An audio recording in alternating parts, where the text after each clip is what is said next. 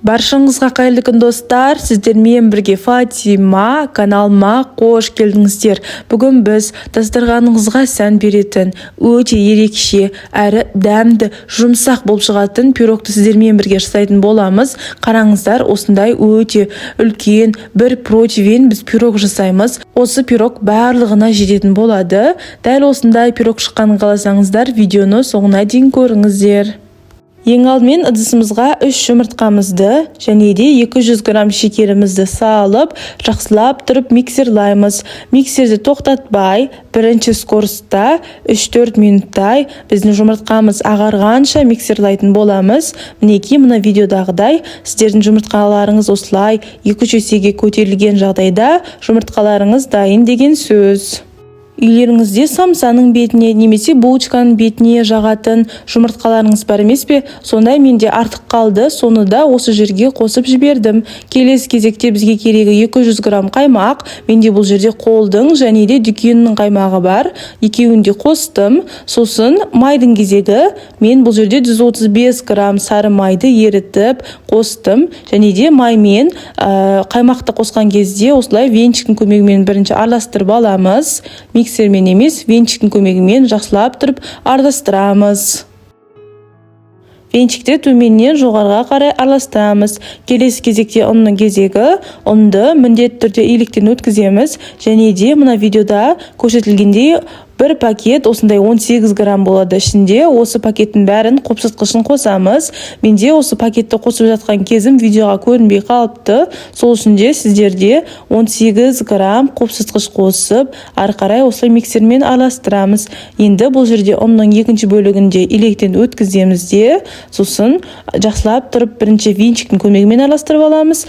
Өйткені қазір миксермен араластыратын болсақ, оның барлық жерге шашырап кетеді. Сосын барып ары қарай бір келкі болғанша миксермен араластыра береміз. Бұл жерде миксермен шамамен 1 минуттай араластырсаңыздар жеткілікті. Мінекей бізде осындай қоймалжың, бір келкі қоюлау келген қамырымыз дайын болады. Енді мына жерде салмамыз дайындайық. Бізге керегі 250 грамм сүзбе, творог. Осы творогқа 5 ас қасық шекер қосамыз. Яғни 100 грамм шекер, сосын 1 жұмыртқа қосамыз. Және де жарты ас қасық қаймақ қосамыз. Бұл жерде негізі қаймақты көбірек қоса берсеңіздер де болады. Осылардың бәрін блендерлаймыз. Осылай блендерлап бір келкі болғанша. Егер үйлеріңізде блендер жоқ болса, онда венчиктің көмегімен жақсылап араластырсаңыздар болады. Біздің сүзбеміз осындай бір келкі массаға айналу қажет. Бұл жердегі біздің салмамыз қасықпен осылай алған кезде қаймақ сияқты воздушный болып тұру керек. Енді осы салмамызды кондитерлік қорапқа салып аламыз, немесе пакетке құйсаңыздар да болады. Пергамент қағазы төселген противенге қамырымызды әкеп құямыз. Үйлеріңізде пергамент қағаз жоқ болса, онда осы противенге май жақсаңыздар болады, немесе фольгамен пісірсеңіздер де болады. Мына қамырымызды мына видеодағыдай шпательдің көмегімен тегістеп шығамыз. Тегістеп болған соң, енді біздің салмамызды мына видеодағыдай пирогымыздың үстіне құйып шығатын боламыз. Достар, сіздер бұл жерде пирогтың салмасын өздеріңіздің идеяларыңызға сүйеніп, басқаша әдемі қылып, ерекше қылып құйып шықсаңыздар да болады. Осы менің YouTube каналымнан басқа да тәттілердің, тағамдардың, десерттердің және де осындай оп-оңай жасалынатын әрі дәмді болып шығатын пирогтың рецептісін таба аласыздар. Осы видеоны көріп болған соң міндетті түрде басқа видеоны көріңіздер. Және де көрген болсаңыздар комментарияға плюс жазып қалдырыңыздар.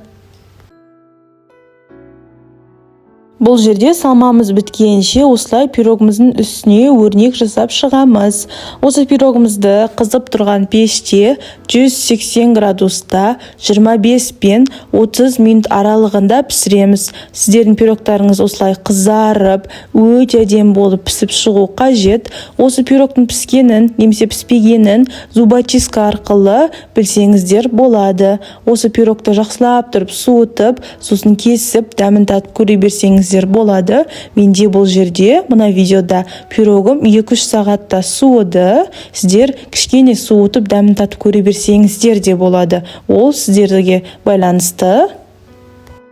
Енді осындай керемет болып шыққан пирогымызды әдемілеп тұрып кесейік. Мен бұл жерде пирогты 4 бұрышты қылып кесіп шықтым. Сіздер 4 бұрышты ромбик қылып кессеңіздер де болады. Қараңыздар достар, біздің пирогымыз өте әдемі көрініп тұр. Сіздер де дәл осы пирогты жасап, менің рецептіммен жасайтын болсаңыздар, сіздерде де осындай өте керемет болып пирогтарыңыз шығатын болады. Осы пирогты ұялмай дастарханға қоя берсеңіздер де болады. Бұл пирогты сіздер сәндесеңіздер де болады. Ол үшін сіздерге сахарная пудра, қант ұнтағы керек.